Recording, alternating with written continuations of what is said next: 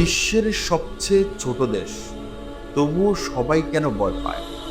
বিশ্বের সবচেয়ে ছোট দেশ, যেখানে মাত্র কয়েকশো লোক বাস করে, তবুও সেখানকার কাউকে ধমক দেওয়ার সাহস নেই কারো।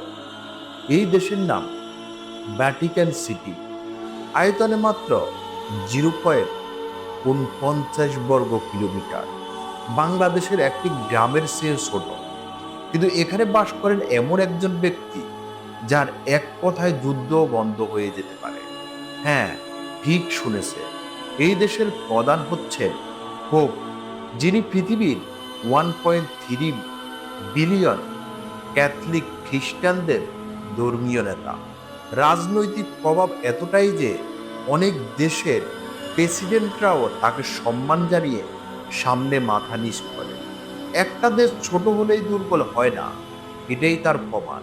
আপনি কি জানতেন ভ্যাটিকান সিটিতে এটি